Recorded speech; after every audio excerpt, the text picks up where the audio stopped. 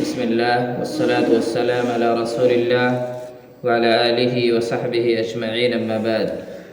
قال الله تبارك وتعالى في كلامه المنزل: أعوذ بالله من الشيطان الرجيم، بسم الله الرحمن الرحيم. قالت ربي أنى يكون لي ولد ولم يمسسني بشر قال كذلك الله يخلق ما يشاء إذا قضى أمرا فإنما يقول له كن فيكون. ويعلمه الكتاب والحكمة والتوراة والإنجيل ورسولا إلى بني إسرائيل أني قد جئتكم بآية من ربكم أني أخلق لكم من الطين كهيئة الطير فانفخ فيه فيكون طيرا بإذن الله. حضرت مریم علیہ السلام کہنے لگیں: الہی مجھے لڑکا کیسے ہوگا، حالانکہ مجھے تو کسی انسان نے ہاتھ بھی نہیں لگایا۔ فرشتے نے کہا: اسی طرح اللہ تعالیٰ جو چاہے پیدا کرتا ہے، جب کبھی وہ کسی کام کا کرنے کا ارادہ کرتا ہے تو صرف کہہ دیتا ہے ہو جا، تو وہ کام ہو جاتا ہے۔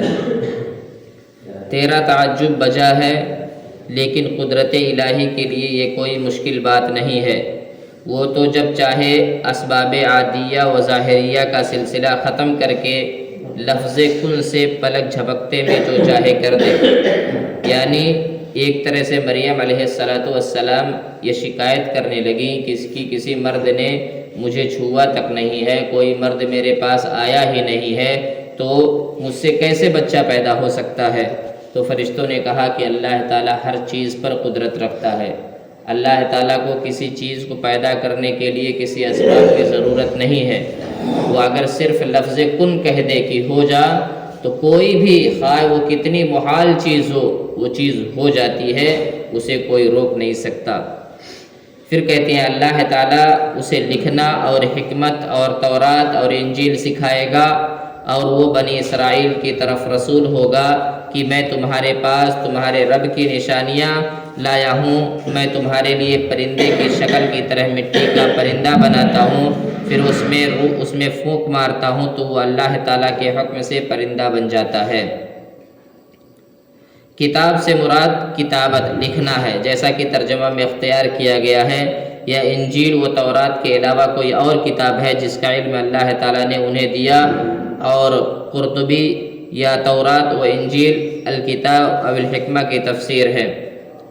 اخلق لکم اے اصور لکم، یعنی خلق یہاں پیدائش کے معنی میں نہیں ہے، اس پر تو صرف اللہ تعالیٰ ہی قادر ہے، کیونکہ وہی ظاہر خالق ہے، ظاہری خالق ہے۔ یہاں اس کے معنی ظاہری شکل و صورت گڑھنے اور بنانے کے ہیں۔ پھر فرماتے ہیں تو اللہ تعالیٰ کے حکم سے پرندہ بن جاتا ہے، اور اللہ تعالیٰ کے حکم سے میں مادرزاد اندھے کو اور کوڑھی کو اچھا کر دیتا ہوں اور مردے کو جلا دیتا ہوں۔ دوبارہ بإذن اللہ، اللہ کے حکم سے کہنے سے مقصد یہی ہے کہ کوئی شخص اس غلط فہمی کا شکار نہ ہو جائے کہ میں خدائی صفات یا اختیارات کا حامل ہوں۔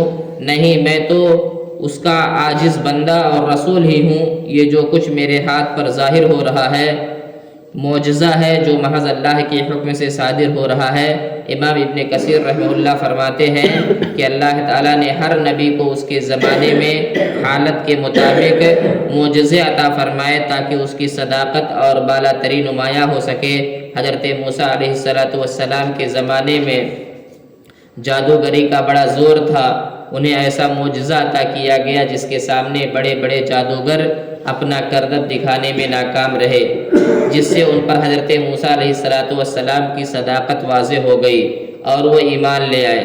حضرت عیسیٰ علیہ السلام کے زمانے میں طب کا بڑا چرچا تھا، چنانچہ انہیں مردہ کو زندہ کر دینے، مادرزاد اندھے اور کوڑھی کو اچھا کر دینے کا معجزہ عطا فرمایا گیا، جو کوئی بھی بڑے سے بڑا طبیب اپنے فن کے ذریعے سے کرنے پر قادر نہیں ہے۔ یہاں تک کہ آج کی اس طبابت کے دور میں، ڈاکٹری کے آج اس دور میں بھی کوئی انسان کسی کو زندہ کرنے پر قادر نہیں ہے، کوئی ڈاکٹر کسی کو زندہ کرنے پر قادر نہیں ہے۔ لیکن ہزاروں سال پہلے اللہ رب العالمین نے عیسیٰ علیہ السلام کو وہ معجزہ دیا تھا کہ عیسیٰ علیہ السلام مادرزاد اندھے انسان کو، ایسے انسان کو جس کی پیدائش ہی اندھے کی صورت میں ہوئی ہے، اس کو بھی اگر ہاتھ اس کی آنکھ پر پھیر دیتے تھے تو وہ دیکھنے لگتا تھا۔ کوڑھی جیسی عظیم بیماری کا شکار شخص کو اگر عیسیٰ علیہ السلام چھو دیتے تھے تو وہ ٹھیک ہو جاتا تھا۔ یہاں تک کہ اگر کوئی انسان مر جانے کے بعد بھی حضرت عیسیٰ علیہ السلام اگر اس کے جسم پر اپنا ہاتھ پھیر دیتے تھے تو ایسی صورت میں وہ زندہ ہو جاتا تھا، چلنے پھرنے لگتا تھا۔ یہ اللہ رب العالمین کی طرف سے بطور معجزہ حضرت عیسیٰ علیہ السلام کو عطا کیا گیا تھا۔ ہمارے پیغمبر نبی کریم صلی اللہ علیہ وسلم کے دور میں شعر و ادب اور فصاحت و بلاغت کا زور تھا، چنانچہ انہیں قرآن جیسا فصیح و بلیغ اور پر اعجاز کلام عطا فرمایا گیا، جس کی نظیر پیش کرنے سے دنیا بھر کے فصحاء اور بلغاء اور ادبا و شعراء عاجز رہے، اور یہ چیلنج کے باوجود آج تک عاجز ہیں اور قیامت تک عاجز رہیں گے۔ یعنی اللہ رب العالمین ایک اصول بیان کر رہا ہے کہ جب اللہ تعالیٰ نبیوں کو بھیجتا ہے تو اس وقت کے جو حالات ہوتے ہیں اسی حالات کے مطابق اللہ تعالیٰ ان کو معجزے عطا کرتا ہے۔ یعنی موسیٰ علیہ السلام کے دور میں جادوگری عام تھی تو موسیٰ علیہ السلام کو اللہ تعالیٰ نے ایک ایسا معجزہ دیا جس نے جادوگروں کو حیران و ششدر کر دیا۔ عیسیٰ علیہ السلام کے زمانے میں طبابت بالکل حاوی تھی، چرچے میں تھی۔ اللہ تعالیٰ نے عیسیٰ علیہ السلام کو فن طبابت اور اسی طرح سے مردوں کو زندہ کرنے کا معجزہ عطا کر دیا۔ پیارے نبی صلی اللہ علیہ وسلم کے زمانے میں ادب بہت زوروں پر تھا، شعری ادب ہو یا نثری ادب ہو، یہ ادب بہت زوروں پر تھا۔ لوگ زبان داری میں ایک دوسرے پر فخر کرتے تھے۔ اللہ رب العالمین نے پیارے نبی کو ایسی کتاب دیا اور پورے فصحائے عرب اور بلغائے عرب کو یہ چیلنج کر دیا کہ اگر تم قرآن کی ایک آیت کو چھوڑ دیجئے، قرآن کا ایک حرف بھی اگر قرآن کے مطابق لا کر کے دکھا دو تو ایسی صورت میں تمہاری بات مان لی جائے گی اور نبی کو جھٹلا دیا جائے گا۔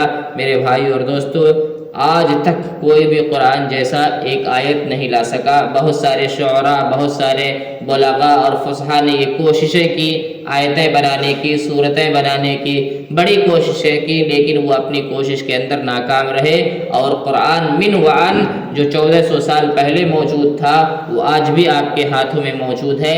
اس میں کسی بھی طرح کی کوئی رد و بدل نہیں ہے، اور قیامت تک نسلیں ختم ہو جائیں گی، دنیا مکمل طور سے تبدیل ہو جائے گی، لیکن قرآن کا ایک حرف کسی بھی صورت میں تبدیل نہیں ہوگا۔